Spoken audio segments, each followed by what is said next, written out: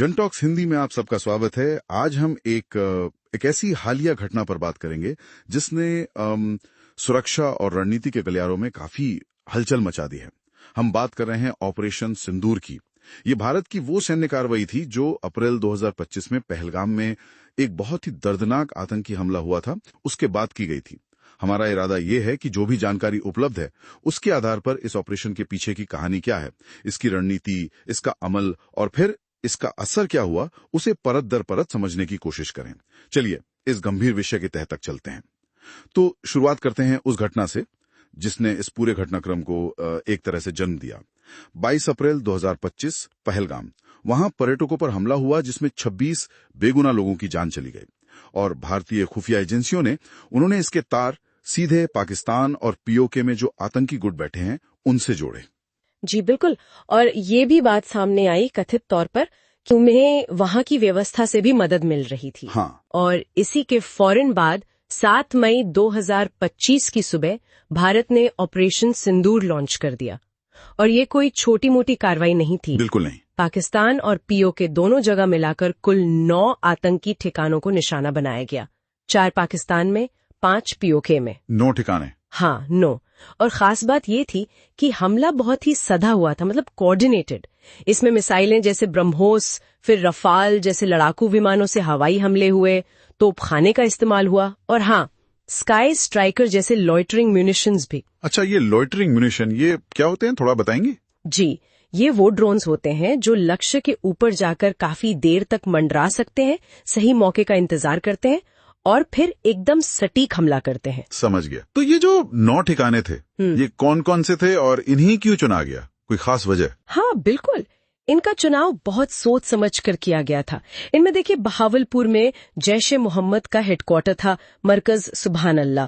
फिर मुरीद के में लश्कर तैयबा का एक बहुत बड़ा ट्रेनिंग कैंप, मरकज तैयबा। कहा जाता है कि वहाँ हजारों की संख्या में रंगरूट तैयार किए जाते हैं। अच्छा। इनके अलावा सियालकोट, सरजाल, मुजफ्फराबाद, कोटली, इन इलाकों में भी आतंकियों के जो ट्रेनिंग सेंटर थे, लॉजिस्टिक्स हब थे, कम्युनिकेशन सेंटर थे, उनको निशाना बनाया गया। और एक चिंताजनक बात जो सामने आई वो ये थी कि सूत्रों के मुताबिक ये ठिकाने अक्सर जानबूझकर नागरिक सुविधाओं के पास, जैसे कोई अस्पताल हो या फौजी छावनी, उनके नजदीक बनाए गए थे। मतलब एक तरह से ह्यूमन शील्ड की तरह? हाँ, शायद यही इरादा रहा हो, एक ढाल के तौर पर। तो ये तो हुई सीधी सैन्य कार्रवाई, लेकिन आजकल लड़ाई सिर्फ जमीन और आसमान पर तो होती नहीं है। क्या इसका कोई और पहलू भी था, साइबर वगैरह? आपने बिल्कुल सही पॉइंट उठाया। इस सैन्य कार्रवाई के साथ साथ पैरेलल में एक और मोर्चा खुला हुआ था, साइबर दुनिया का। ऑपरेशन सिंदूर चली रहा था कि गुजरात एटीएस ने एक रैकेट का भंडाफोड़ किया। अच्छा। क्या था वो?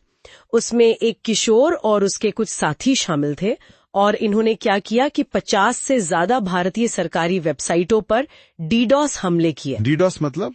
वो वेबसाइट को ठप कर देना। हाँ बिल्कुल। डिनायल ऑफ सर्विस मतलब किसी वेबसाइट पर इतना नकली ट्रैफिक भेज देना कि असली यूजर्स उसे खोल ही ना पाए और वो बैठ जाए। बाद में जो मुख्य संदिग्ध था वो एननसेक नाम के किसी ग्रुप से जुड़ा था, वो गिरफ्तार भी हुआ। तो ये घटना दिखाती है कि कैसे आज के दौर में युद्ध का स्वरूप वो हाइब्रिड हो गया है। मतलब पारंपरिक लड़ाई भी है और साथ में साइबर हमले, सूचना युद्ध, प्रोपोगेंडा, ये सब कुछ। ये वाकई दिलचस्प है। मतलब मल्टी फ्रंट वॉरफेयर एक तरह से। अच्छा, अगर हम थोड़ी बड़ी तस्वीर देखें तो इस ऑपरेशन का रणनीतिक महत्व क्या था, स्ट्रेटेजिक इम्पोर्टेंस? देखिए, रणनीतिक तौर पर ये ऑपरेशन कई मायनों में बहुत अहम था। पहला तो ये कि ये भारत की तरफ से एक बहुत सोचा समझा नापातुला शक्ति प्रदर्शन था। बिल्कुल। मकसद साफ था, पाकिस्तान की परमाणु क्षमता को छेड़े बिना एक मजबूत संदेश देना कि अब इस तरह के आतंकी हमलों को बर्दाश्त नहीं किया जाएगा। हाँ, वो एयर मार्शल आशुतोष दीक्षित का बयान भी आया था ना कि सटीक हथियारों के दौर में सीमाएं प्रतीकात्मक रह गई हैं। बिल्कुल वही बात कि जरूरी नहीं कि जवाबी कार्रवाई सीमा पर ही हो, कहीं भी हो सकती है जहां से खतरा आ रहा हो। और दूसरा, इस ऑपरेशन ने भारत की जो अपनी स्वदेशी रक्षा क्षमता है, खासकर ड्रोन टेक्नोलॉजी में, उसको भी दुनिया के सामने रखा। और ये जो एक बात कही गई कि ये नया सामान्य है, न्यू नॉर्मल, इसका क्या मतलब समझा जाए? हाँ, ये नया सामान्य शब्द जो इस्तेमाल हुआ, इसका मतलब ये बताने की कोशिश थी कि भारत की जो रणनीतिक सोच है उसमें अब एक बदलाव आ चुका है। देखिए, उरी हुआ 2016 में, फिर पुलवामा बालाकोट 2019 में, और अब ये सिंदूर 25 में। तो ये एक पैटर्न बन गया है। इसने इस बात पर मुहर लगा दी कि भारत अब सीमा पार से होने वाले हमलों का जवाब देने में ज्यादा मुखर रहेगा, निर्णायक कदम उठाएगा, और इसे भविष्य के लिए एक स्थापित प्रतिक्रिया माना जाना चाहिए। ये सिर्फ एक जवाबी कार्रवाई नहीं है, ये भविष्य की निवारक रणनीति का हिस्सा है, डिटरेंस। तो फिर ये ऑपरेशन रुका कैसे, और इसके फौरन बाद नतीजे क्या रहे? ये करीब 4 दिन चला और फिर 10 मई 2025 को अमेरिका की मध्यस्थता से सीज फायर हुआ, युद्ध विराम। पाकिस्तान में इसके बाद जाहिर है एक राष्ट्रीय एकता की भावना बढ़ी और जनरल आसिम मुनीर को फील्ड मार्शल के पद पर तरक्की देती गई। और भारत में वाद के खिलाफ जो जीरो टॉलरेंस नीति है उसी की एक और कड़ी बताया। इस पूरे ऑपरेशन के दौरान कुछ चेहरे भी खास तौर पर सामने आए, जैसे राष्ट्रीय सुरक्षा सलाहकार अजित डोभाल, जिन्हें मुख्य रणनीतिकार माना गया। हाँ। Air marshal A.K. भारती, जिन्होंने वायुसेना के ऑपरेशंस को लीड किया, और कर्नल सोफिया कुरैशी, जो सेना की तरफ से मीडिया ब्रीफिंग का चेहरा बनी। तो कुल मिलाकर अगर देखें, ऑपरेशन सिंदूर सिर्फ पहलगाम हमले का एक जवाब भर नहीं था।